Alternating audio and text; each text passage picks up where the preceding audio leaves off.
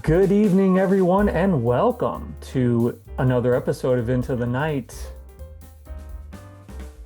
Tonight, this is the show where we talk about indie filmmaking. My name is Paul A. Brooks. I'm the founder of Into the Night Motion Pictures, and I only have a free Zoom account, so these conversations can never go longer than 30, 35 minutes, maybe 36 minutes tops, and that's okay. And tonight, it's the season finale, and I am super excited to be talking with a filmmaker who has a brand new movie out. Chris Vander Kaay, welcome. Thank you so much for having me, Paul. I appreciate it, and I also respect the indie producer hustle of not upgrading from a free account. I think we all understand getting by on the budget we've got. Well, I figure shorter is better these days, and I don't need to be spending 2.5 hours, talking about some of this stuff. So it is what it is. I completely understand. Yeah. Well, welcome to the show. I checked out your new film a couple nights ago. It's a found TV exclusive, is that right? Yep, that's correct. And it's called Go to Sleep. For the uninitiated, you just want to give, kind of a little plot synopsis and tell everybody what the movie's about? Sure.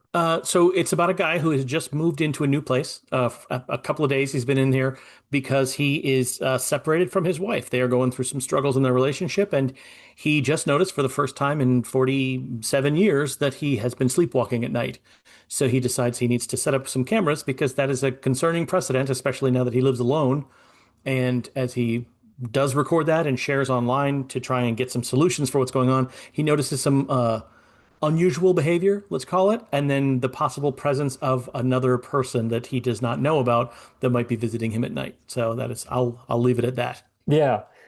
One of the things that I found really interesting about the movie is that it's found footage and it starts out simple. There's like one camera on you and then there's one security camera. And not to get into spoilers too much here if people want to check out the film, which they absolutely should. But what I really enjoyed is that it sort of progressively gets a little more complex as the film moves along and you start adding cameras into the mix as your character kind of says, I need to figure out what's going on here. I need to maybe add some more technology into this. Yeah, it's I have always I have always felt like found footage movies, as a rule, tend to prove something that the rest of the world just doesn't seem to get through their heads, which is that a camera doesn't never makes you safer. It just becomes a witness to all the terrible things that happen to you. Right. And so I liked the idea of the increasing complexity of we start with a single security camera, then we move to multiple security cameras, then we have a 360 camera, then I'm literally wearing a camera on my head. And every single time I do something, the next thing that happens escalates it further. And and so it's as if to say essentially the technological solutions that you're trying to solve this with are not going to work for you. And yet he just continues to try and find that as the solution to everything. And I there was it fit with some other themes in the movie that his insistence on relying on certain technologies over dealing with something in his life. Right. And so I liked the way that the movie seemed to escalate in the same way the complexity of the situation was bigger, so was the complexity of the setup in order to capture it. Right. Yeah. And so you're the lead actor in this film, and you were also the co-writer. You co-wrote this film with the director Steven. I'm sorry, what's his last name? Steven Espinoza. Steven Espinosa. Um, what was that process like for you in terms of you had worked with him before on something and you wanted to collaborate again? Yeah, so I was the director. My first film was Ask. It came out in 2024. I was the writer, director, producer, star on that one. And Steven had a small part. He was in the opening and closing of the movie. He does not act, and he never wants to do it again, but he did me a favor. And he was sort of a co-editor, but he did the special effects sequence, the only one in the movie, which only cost $250, if that gives you an idea of what kind of special effects sequence we had. But we've known each other for well over a decade, and I think he was surprised by how well it was received because he was not by and large a big found footage fan. He's liked a few, but he saw how well received it was, and so he said, I really want to do a project. I have an idea." And so the kernel of the idea was actually his. He had originally thought of it as a series of YouTube short films about someone whose spouse is sleepwalking and they're recording it to see what happens. And then he and I think through the process of brainstorming on it, recognized I always want to make a feature if I can. I want to make it a feature instead of doing something on YouTube just because I'm old. But that was the first motivation. And the second one was I didn't want it to be someone recording a spouse because I like the idea of the isolation better of a person having to deal with it themselves and then only having the footage to go back and look at. That's their only evidence. But also, it saves us having to find one other reliable actor that's good. So, I had my producer as well as my writer hat on at the same time. And so that's how we came about it. And the division of labor was really more he and I brainstormed one day on the primary beats of the story. And then for the most part, his purview was the technical aspects of the actual shooting and then coming up with some of the hooks for like the scares and the structure and stuff. My job was to figure out who this guy was, why he was doing what he was doing, and basically map out my character's arc because we did not have a traditional script. We didn't script it out. We had sort of a bullet point breakdown, which was a necessity. We shot the entire film in 32 hours, so we couldn't have a screenplay. There's no way I'd be able to memorize and then deliver whatever 82 minutes worth of dialogue that was scripted. So we did the same thing we did with my first film, Ask, which is just here are the bullet points for what we know has to be in this scene, and when we got it, then we know we're done.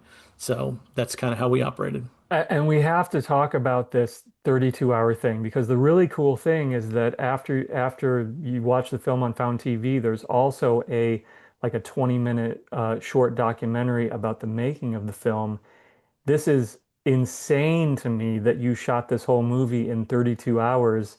I know that there was probably a few bits and pieces, or did you actually manage to get everything in there in the whole time that you were at the location, 32 Yeah, hours? the only thing that we didn't shoot was we recorded my wife doing the voicemail when I call. She recorded that, I don't know, a month Sure. later on her phone. Yeah. But the actual phone calls that we had with both with my friend Dan and the phone calls I had with her, those were all done live. So she was calling when I was talking to her. So that was all actually happening. So yeah, everything was 32 hours except for that one 15-second snippet of audio. That's incredible. Was it a nerve-wracking experience, kind of knowing that you had such a small time frame? Although, if I understand correctly, you actually had more time to work with and you didn't need it, right? Yeah, so we got into the what do you call it, the Airbnb at 4 in the on the afternoon on Friday, and we were supposed to be out by 11 Sunday morning. We actually finished and we're packed up and heading out of the house by midnight Saturday. It's So amazing. we had the morning if we needed it, and that was just sort of our safety, like our overnight. And then if we needed any more daylight, we could shoot first thing in the morning for any of the daytime stuff, but we didn't end up using it. And to answer your question about the nerve-wracking part, I think Steven was a little bit more nerve-wracked than I was, mostly because this is his first feature. And it was the logistical complexity was much bigger than on Ask. I was shooting with one cell phone on Ask. In this case, well, to your point, you already said, we've got 3 or 4 security cameras, one 360 camera. We've got porch cameras. I've got a camera on my head. So the logistics of making sure they're all running, recording what we need, and that you've got what you need from a sequence. I don't envy his position in that. For me, the nerve-wracking part was more, I knew that there was going to be some heavier lifting performance-wise in this than there was in Ask. And so I knew that there were a couple of sequences I felt like were probably going to be challenging to get there as a character. So I was happy for shooting the night stuff because for the most part, the night stuff is just physical performance. I'm sleepwalking, so I'm not even emoting for most of it. So that's easy stuff. I mean, yeah, I got to climb in a pool, I got to poke myself in the eyeball with my finger and stuff, but those are things that are physical in nature. I don't find those to be as challenging as the emotional stuff, which was we only had one day for that. We had 2 nights to shoot the night stuff. We only had one day, so everything that we had that was talking head was done over a whatever it was 6 hour stretch or so on that Saturday. So that was the part that was nerve wracking for me. But I think everything else it weighed on Stephen more. It's pretty amazing. I mean, you hear stories about, Charles Band, knocking out a movie in 5 days or whatever, and you're like, wow, 5 days for a whole movie. 32 hours is almost unheard of. So kudos to both of you for being able to somehow put that together. Well, thank you. I will let Stephen know because I think he probably still sweating it a little bit. But yeah, I also, one of the reasons we did it though is I like to issue myself some sort of a challenge, like a meta challenge in a film. The first one with Ask was, can I make a movie for essentially no money? And the movie cost less than $250 for the whole film. So mission accomplished there. For this one, we had a little bit more money. Obviously, we had to rent the Airbnb. We had nicer cameras. So my challenge was, well, let's let's limit the time. Let's Steven's never directed a movie. I don't want us to get so inside our own heads that we it becomes like, navel gazing and we get lost in our own thing. I said, well, if there's a ticking clock, we can't afford to. And I think that helped to get both of us out of our heads. So I think ultimately the choice was probably good. We got a project done. We've been talking about doing something forever and hadn't done it. So I was like, well, we rented the Airbnb. We have to shoot it now. We only got it for a day and a half, so we got to finish it now. Yeah. Yeah, sometimes you just got to rip that Band-Aid off and go for it. Yeah. Um, I want to talk a little bit about Found TV and your relationship with Louis and Monica. You have another show on there, Found Footage Finds, right? Yep. Five How episode how series. did how did your relationship with them begin, and sort of what can you tell me about, how you came to this agreement to have the new movie be a Found TV exclusive? Yeah. So I'm only going to correct you minorly. It is an original, not an exclusive, because they do have exclusives, but they're not technically originals. Gotcha, But gotcha. regardless, I actually met Louis. He just reached out to me very nicely after Ask had come out. Ask was a very slow boil. It was released in October of 2024, I want to say, and or September of 2024, and nobody knew about it. It was literally on one app. It was on the POV horror app. Hadn't gotten to Tubi yet, so nobody really knew it existed. And then it sort of slowly bubbled up that people were aware and it got a lot of word of mouth. And then he just reached out to me one day and say, "Hey, I heard a lot of good stuff about Ask. Just wanted to, let you know that I think that's great." And this would have been like right at the end of 2024, beginning of 2025. And I loved Found. I adopted it in 2024 when it first started. I thought it was a great app, and I was like, "What's you guys' submission process for stuff?" And he told me, and I was like, "If I wanted to do a TV show, would you be interested in it? Like a basically it was a documentary series, and it was just going to be recommendations for found footage movies, but each episode would be about a specific subgenre." And he was like, "Yeah, if you did something like that, we would definitely put it on Found." And so rather than like put together a package or a pitch or whatever, I basically just went and shot 5 episodes of the season myself. Arguably cheaper than Ask, maybe, because I just used all of the stuff I had around the house. But I shot 5 episodes, focused on stuff like screen life, zombies, each episode had a focus. And I just got back in contact with them. I was like, I got the 5 episodes. When do you want to premiere this? And so that was like about a year ago, as of almost a year to the day from when Go to Sleep came out earlier. So in 2025, came out across June and July. And I think the reason that he was comfortable with working with us as an original for the next movie was he saw the hustle. He saw that I was willing to put a thing together literally on, like the promise of, yes, you can put something on. I went and made something. And that I was sort of shameless and relentless about plugging it in whatever ways I could without spending any money. And so when Steven and I decided to make this, we actually shot the movie before it became a found original. Like it was shot and it was in the can. It was when we were figuring out what we were going to do with it, we were editing in the editing process, which was long and laborious for Steven, that I reached out to Louis because he had mentioned that they were starting a program for found originals. They had just announced their first film, which hasn't come out yet, but they announced it, Possession in Lincoln County. And so I said, "Hey, what's the story with the originals?" And the conversation started, and here we are. So I think we were their second or third, maybe, of the originals. But yeah, and the reception has been kind of fantastic. It's night and day different from Ask, which, like I said, was it was a grower. Nobody knew about it.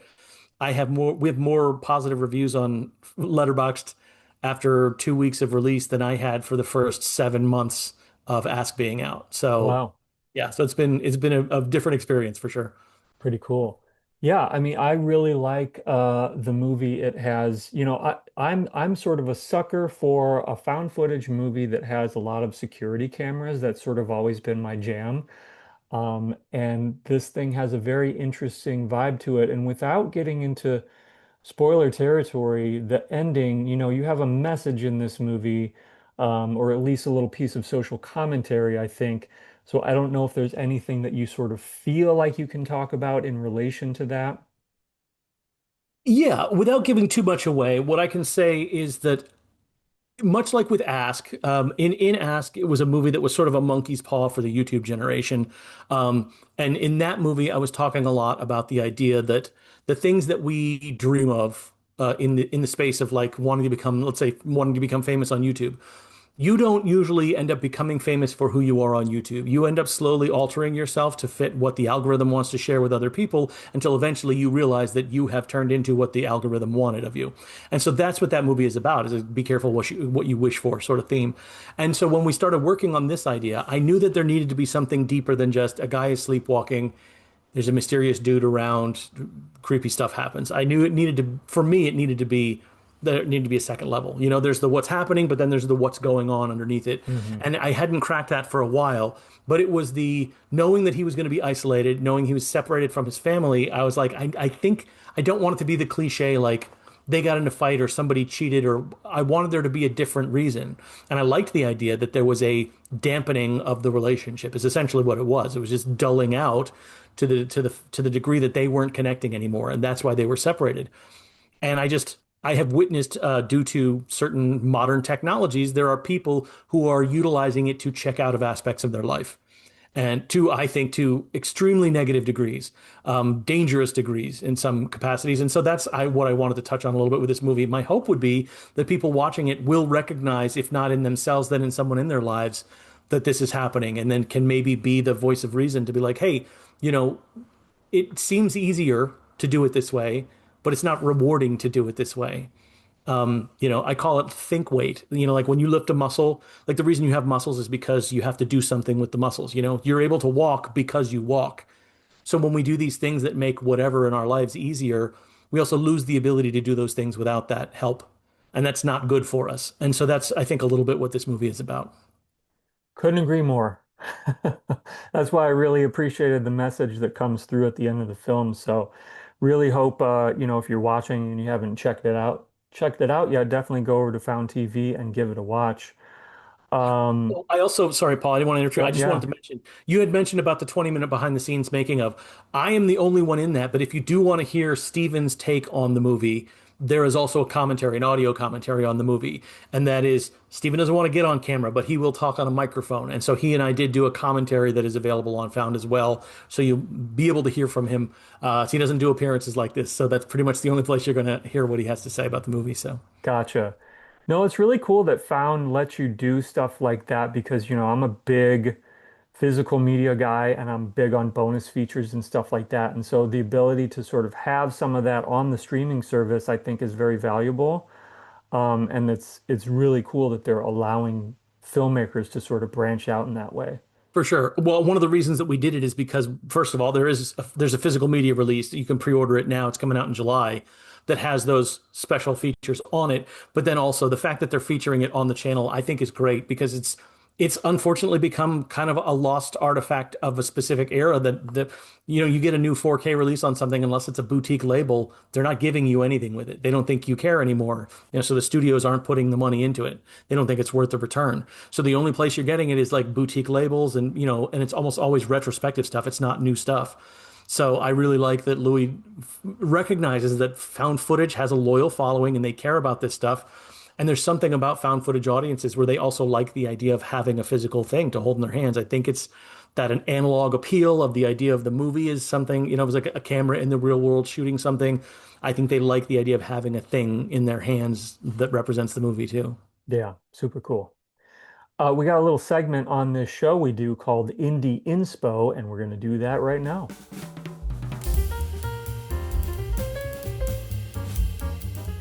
Chris, tell us about a movie that has inspired you throughout your career or just in your life, something that has really, kind of struck you in the right way. What do you got for us? Yeah, so there was, I want to say it was 2014, 2015, maybe when it came out. It's an indie film. It's a sort of a three-hander directed by Perry Blackshear called They Look Like People. And it is a micro-budget indie horror film. Um, and it actually, I liked it so much that when I was teaching film screenwriting classes at the University of Tampa, I would show that film. It's a short film. I think it's like 77 minutes long or something. And there's basically, like I said, three characters in it. But I was really inspired by it because it punches so far above its weight in terms of the thematics that it's covering. It's sort of there's two guys and it's a relationship between the guys and then this guy who likes another girl, but it's not a love triangle. It's a lot about the struggle for trying to be a man that's not a toxic example of masculinity. It's about healthy male relationships. It's about dealing with mental illness. And that's a lot of stuff to pack into a 77-minute micro budget indie horror film. Performances are fantastic. Perry Blackshear did a great job directing it. I think they've made the same trio of actors has made three films maybe together. Another one called The Siren, and another one called What Consumes You, I think it's called. But my favorite by far is the one that I mentioned. They Look Like People, and it's just super inspirational to me because it looks like it didn't cost a lot of money, and in a way, that's what was inspiring to me. It looked like a thing that was achievable while also being a thing that was great. Another movie like Jeremy Gardner's The Battery is another one that feels like that. It feels like a movie that is achievable while also being great. But yeah, I would highly recommend They Look Like People, and then also, like I said, the special features on this movie and watching Ask are all designed, I believe, to not only be entertaining films that have a message, but also I think would be a bit of a guidepost to people who want to make something and are tired of waiting for someone else to give them money or permission, you know? Yeah, I think that's that's what we like to talk about on this show. And definitely watching movies like that can kind of be that spark sometimes, to get something started. I'm trying to remember if I've seen that one. I know that I've definitely seen it out there somewhere, and I can't remember if I've actually watched it or not. So I'll have to, one way or another, go back and check it out based on your recommendation of it. Yeah, for sure. I highly recommend it. It's also another one. It's a rare movie that's this inexpensive, where all of the performances are also really good. Because that's tough. It's tough to Yeah, find good performers who will work for the amount of money that you're paying on those levels. But all three of the guys are really, I mean, the two guys and the girl are all really good in the movie, and they all come back for other films. I think Perry recognized that he caught lightning in a bottle with that first one, and so he reunited with them a couple more times. cool. But yeah, just it like I said, punches above its weight for sure. Yeah. Going back to you acting, if I understand correctly, your focus is primarily on writing, and you sort of fall into the acting thing out of necessity, or how would you describe it? That is ultimately what it became. I actually started my career in, I don't know, an entertainment career. My exploration was in drama class in high school. I got into that because I liked watching movies, but I didn't really, I wasn't sophisticated enough at the time to understand the other roles, the behind the camera roles. So I just got into it as an actor. But learning, you can write your own monologues and stuff in drama class. That was what bit me, was the storytelling part. So acting was just my way into it. I've always done it and I enjoy it, but I don't really, it's not my focus. My focus was wanting to write. I became a director solely because I needed someone to direct and I could not pay anyone. So I had the idea for Ask. I had a very few weeks to get the first half of the movie shot because long story short, I had really bad teeth and I was getting surgery for my front six teeth. And that was a major plot point in the movie is one day I had terrible teeth, the next day I wake up and they're fine. And so I had to shoot half of a movie before that moment happened and I had a ticking clock. So I became a writer, director, producer, actor out of necessity. Um, Come cut to the next movie, Steven wanted to direct it. I was perfectly happy to do that because while I will direct, I don't really think I bring as much to it as others might. But I will have to admit now, while I have always seen myself as a writer who acts, I have been told enough over these two projects that I do feel like I am either good enough at it or that people just connect to me as a human that I'll probably end up continuing to do it. So. Yeah, that was going to be my next question, whether or not the process has sort of given you the bug to keep trying it. So, and yeah, like I think that there's some very compelling stuff in Go to Sleep, and so I hope that you do continue to sort of like, if it's not for your own stuff, sort of seek out other opportunities for, maybe some other people's movies and stuff like that. Yeah, well, I'll be honest. I'm sort of shamelessly offering to appear in other people's stuff. There's a filmmaker named Brendan Rudnicki who actually, if you haven't talked to him, you should talk to him. He's the guy that runs DBS Films. He's made like, I want to say like between 10 and 15 found footage films. He lives down here in the Orlando area near me. He just actually messaged me on Facebook because he saw my movie had come out, he watched Ass and liked it. And when he looked it up, he was like, holy shit, this guy's like 20 minutes from me. So he reached out and I shot my first performance that is not based on anything that I wrote, directed, or produced was for a film of his that should hopefully be out later this year. But it's a mockumentary, and I play the sort of true crime figure at the center of it that's looking into it. So a lot of like sort of monologue to camera. So yeah, so I have done that for the first time, and I kind of almost enjoy that more because when I'm acting, it's very difficult to try and stay in the moment when I know all the other responsibilities that I have on set at the same time.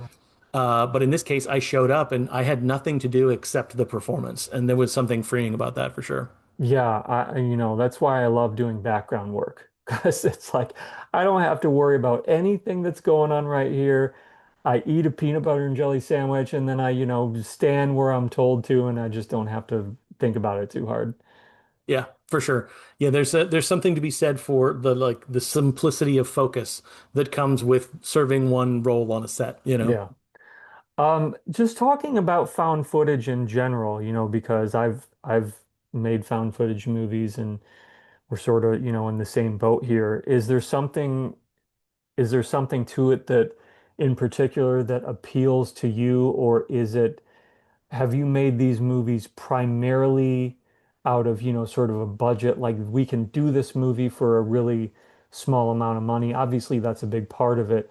But what is it about found footage, if you had to, hammer down on it, that sort of appeals to you? Well, first of all, I would be lying if I said that I wasn't making them because of the lowered threshold for entry. That absolutely is true. But that's not the reason I keep making them. And in fact, regardless of if tomorrow somebody wanted to give me a bunch of money to make movies, I would still probably make found footage movies in between whatever big films they were paying for me to make. And the reason is because while I've never been tested, I am 99% certain that I am somewhere on the autism spectrum. I spend most of my life trying to understand other people by the visual cues that I see because I don't naturally feel the same way as other people do, or like, I don't read people the same way that everybody else intuitively does. Hmm. So I spend a ton of time looking at other people and trying to understand them based on what I see. So I feel like the thing I love about found footage films is that they're not a genre. They're a format, but it's a format wherein the audience and the character are in the same position. In that we all know that there is a camera recording all of these events, so we're not different from the characters in the story.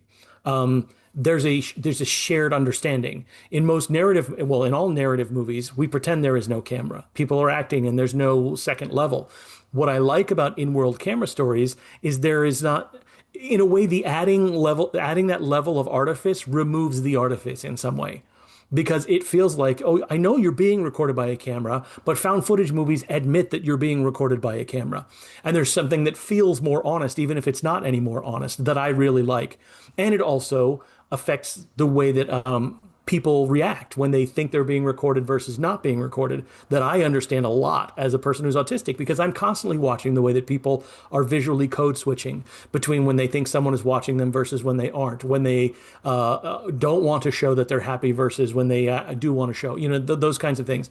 I've spent my life trying to understand the human mechanism so that I can communicate with them. So seeing a tool like a camera be able to switch that on and off is fascinating to me. Hmm. And also, I just think that level of artifice lets you play around with tools that you don't have otherwise. You get to use on-screen text and you get to use lower thirds and you get to use an interesting way of cutting back and forth stories, addressing the camera. Like there's a lot of tools that you lose by pretending that there is no camera. And I Yeah. like being able to have those tools. Yeah. Interesting. Um, we're going to wrap it up here in just a minute, but I wanted to make sure that I shouted out Voices from the Mausoleum because that's how you and I initially met. We were doing a I can't even remember exactly what we were doing, but we were on there and I was Was in that a the one we were weird, talking about wilderness movies? maybe that's it. Yeah, Yeah. I think so. Yeah. Yeah. Yeah. So shout out Angel, shout out Mike. They do, if you haven't subscribed to their YouTube channel, they do a great job of covering a lot of found footage stuff. Yep. So go check out Voices from the Mausoleum as well. Chris, we have your Instagram handle on screen right now for everyone watching. Is there anything else that you would like to plug before we wrap it up here? I would say if you haven't watched Go to Sleep, please check it out. If you have watched Go to Sleep, but you don't know about my first film, Ask, that's period ASK. You can check that out. That's on Tubi. And hopefully sometime soon, within the next few months this year, we have another film coming out. Well, I say we, but it's me and the guy who played Dan in Go to Sleep, the guy that was on the other end of the phone. He Mm. and I made a movie called Peak Form that we co-wrote and co-starred. He directed. That's going to be coming out later in the year, and it's unlike anything I've seen in the found footage space. So I'm kind of excited to see how it gets received. So, Wow, that's exciting. Look and forward to that's that. and then as soon as I know the name of that other movie I made with DBS Films, as soon as it has a title, I will be sure to let everybody know. Sounds good. Awesome. Well, continued success with everything. Like I said, I really like the movie, and so I hope that it kind of leads to either more found footage films or more acting opportunities. Whatever direction you take it in, I'm excited to see it. Well, I appreciate that. And don't think that I won't keep checking in on you when you're starting your new projects to make sure that you don't have any roles that you need filled. No, absolutely, absolutely. And if you need anything for interviews for Hunting for the Hag or anything like that, I know we've talked about that in the past too. So we'll get 100%. something figured out. Absolutely. Yeah, no, Cool. thank you so much for having me on. I really appreciate it. Yeah, thank you, Chris. Thank you, everyone out there, for watching. This is it. This is the season finale of the show, so we're going to be on a little bit of a break, but appreciate everybody checking it out. We'll see you next time on Into the Night tonight.